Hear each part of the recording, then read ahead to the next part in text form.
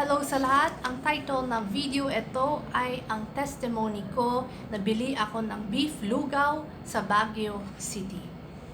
So bago ko i-share tong message ng testimony ko, i-share ko muna yung topic of this message. It is about yung na-rebuke ni Jesus Christ ang mga Pharisees, diba? And the reason why is kasi mataas ang tingin ang mga Pharisees sa sarili nila. Akala nila kasi teachers sila ng law of God, di ba?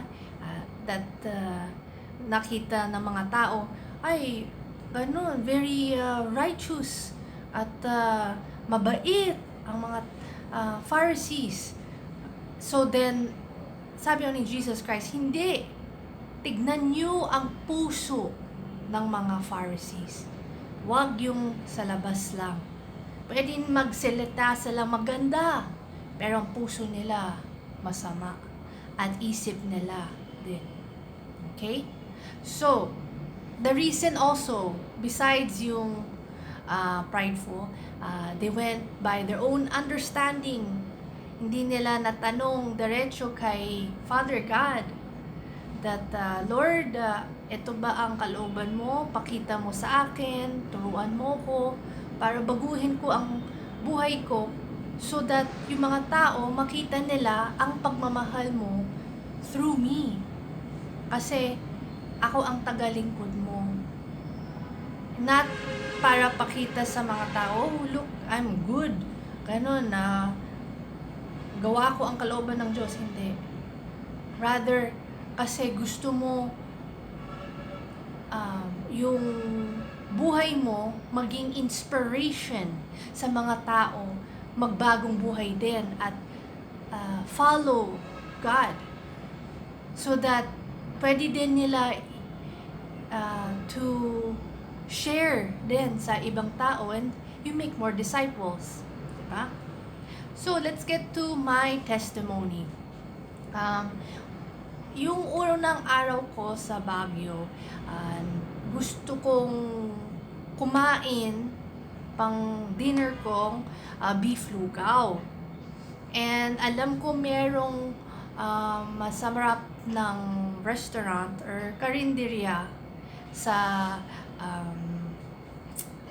katapat ng Burnham Park, katabi ng Venice Hotel. And masarap kasi yung malambot ang beef nila at madaming serving din.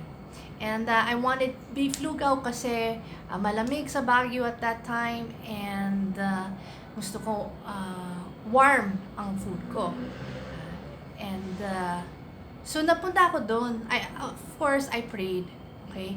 I prayed, Lord, sana merong beef lugaw, and alam ko andun that has the best beef lugaw. And the Holy Spirit told me, sige, let's go. So I went. Mga 5 o'clock na yun in the evening. So, naubusan na ako. They said that they make it for breakfast until 2 p.m. So, wala na talaga. Sabi ko, oh man. So, ako na hindi naman na-depressed mabuti, but I got sad. So, I went by my own understanding ulit. Parang Pharisee, diba? Kasi gutom na din ako, and I'm craving the lugaw, beef lugaw. So, merong mga karinderya doon sa paligid din, and na-assume ko merong silang lugaw. Pero puro mga fried pork, and lahat yun bawal sa akin kasi masamang pagkain ng mga fried and pork. Di healthy sa katawan natin. So, I keep my diet healthy. Okay? Kasi so that wherever God tells me to go, hindi ako sakitin. Okay? So, ready ako talaga parati sa mission work ni Father God. Also, it says in the Bible, pork, baboy is a no-no. Hindi dapat natin kainin yun. Ganun. Very toxic sa katawan. So, that's why I don't eat it then. And fried is also masarap, tama. Pero it's when nakakain mo yung fried chicken or whatever fried, addicting, 'di ba? So hindi maganda yun. Plus the oil goes into your body. It's not good. Anyways, get back to my testimony. So, I went to each stall. Lahat sila wala ng lugaw. Meron mga gulay, sawa na ako sa gulay kasi kain ako ng gulay parati sa bahay. So, gusto ko lugaw with beef. And afterwards, nakita ko, wala na. So, I humbled myself and I prayed, Lord Jesus Christ. Sabi ko, sorry Lord. Hindi ko, I went by my own understanding. Again, please show me saan ang beef lugaw that pwede kong kainin or puntahan. And then the Holy Spirit told me merong lugawan sa plaza, katapat ng palengke. And natikman ko na din doon, pero hindi ko alam kung merong beef sila. So, I went there, and what happened? Sarado sila, renovation. Ay, sabi ko, oh my goodness, ano to? Holy Spirit, nasabi mo sa akin, go here. And so, mas lalo na frustrate ako, 'di ba? And mas lalo na doubt ako, parang nainis ako, like God told me to go here and wala naman, like that. So, I went by my own understanding ulit. I went sa palengke. Sabi ko, for sure merong lugaw dito. And naikot ko lahat, wala. Sabi ko, gusto ko na lang ganun, matamis yung mga bola-bolang ginatang bola-bola. Wala din.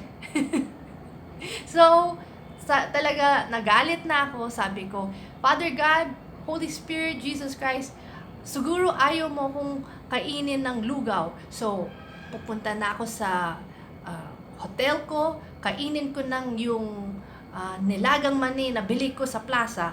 Yun lang. Siguro, ganun na. Ayaw mo kong kainin yun, and it's not, you forgot about me. Ang daming napasok sa isip ko ng negative, naggalit ako kay Father God kasi syempre I was praying and I wasn't getting my prayers answered. Nagtatampo ako kay Father God and Holy Spirit and Jesus Christ, and masama yun. Alam ko masama yun, pero gutom na ako, pagod na ako. So, parang mukha akong spoiled, no? ng anak. Pero, naawa si Father God sa akin, mahal na mahal niya ako. Sabi ni Holy Spirit sa akin, when pauwi na ako sa hotel, near the palengke pa rin, sabi that merong lugawan straight ahead. And nakita ko merong sign ng rainbow. And alam ko, when God gives me a rainbow sign, that's God's will.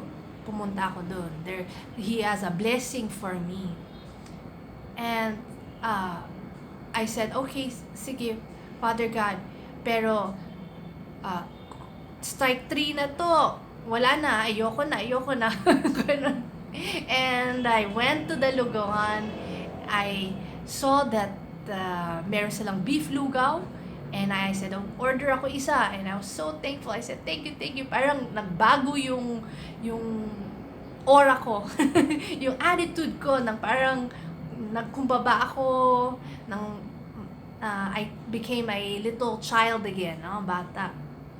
And nakita ko din yung babaeng who serves it, and meron siyang shirt that says love.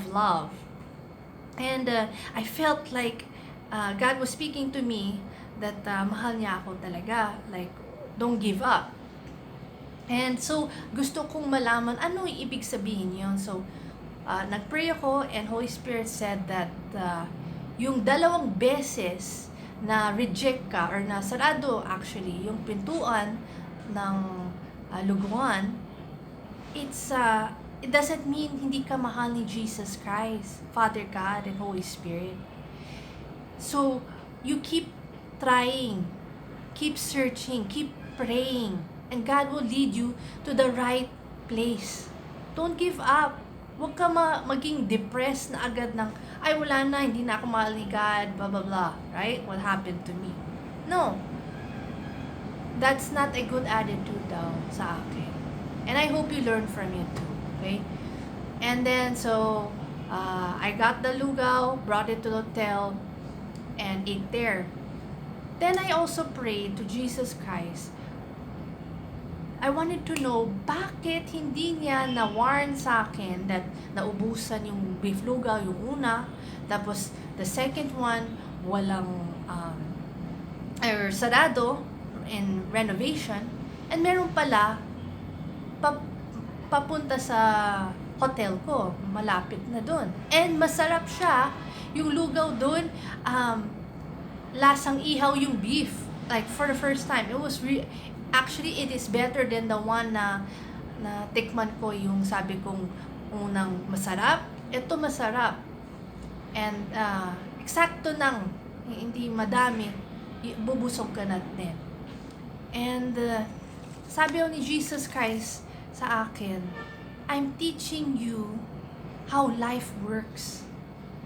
There are times na saradong pintuan, hindi ibig sabihin wala na si God sa iyo.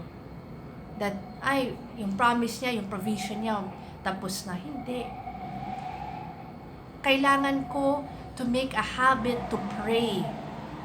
When saradong pintuan, I should have said, Lord Jesus Christ, Lord, sabi mo sa akin pumunta dito, and sarado yung pintuan, yung saan mo akong gustong pumunta next. And God will show you. Pero kung nainip ka, katulad ako, then wala. Mas lalong na-drain ang energy ko, and nagagalit ako kay Father God. Hindi naman tama yun. And that's why napasok ang mga devils ng lies and negative sa isip ko. Hating God. Tatay ko, nagagalit ako sa kanya. All because hindi ko nakuha ang dasal ko at that moment. Kasi pagod ako at gutom. Hindi tama yun. God is teaching me to also be patient and endure. Huwag masuko agad or magalit or inis. And also to trust. Trust Father God. Ano man ang mangyari, tatay natin siya. Hindi niya tayo pababayaan or iiwan. Sabi raw ni Father God sa akin to, sa tingin mo, masama akong tatay? Na nahingi ka ng pagkain ng gusto mo, pero hindi ko kaya bigyan kita? Ganun ba akong masamang tatay? When nasabi niya sa akin yun sa hotel, naisip ko, totoo pala. I mean, I know it's right. But nakalimutan ko, love na love ni Father God ako. And lahat tayo, anak niya tayo eh. Kung born again tayo. Right? So, wag tayong bibigay ng sa mga negative thoughts na pasok sa atin. And also, God was telling me, don't go by your understanding. Yung nangyari sa akin, ay, kung wala dito, sige, gawin ko yung alam ko. Anong nangyari? Napagod ako, nainis ako kasi wala palang lugaw sa mga stalls doon. Ay, even sa palengke. Lalo nagalit ako. Nagtampo. Bali, wala. Kasi sa dulo, God's provision still there. Tapos masarap pa. Right? So, yung moral of the story dito is kailangan we need to spiritually grow every day. That turuan tayo ni Jesus Christ, baguhin natin ang buhay natin. At dapat happy tayo sa buhay kasi nagawa natin ang kalooban ni Father God. Yun ang importante. Hindi yung kalooban natin. So, sana na inspire kayo to not go by your own understanding or yung feelings nyo. But rather, magtiwala kay Father God, Jesus Christ, Holy Spirit. Mahal ka niya. Sobra. Please share this message. And this is the end of the video. May Jesus Christ bless you.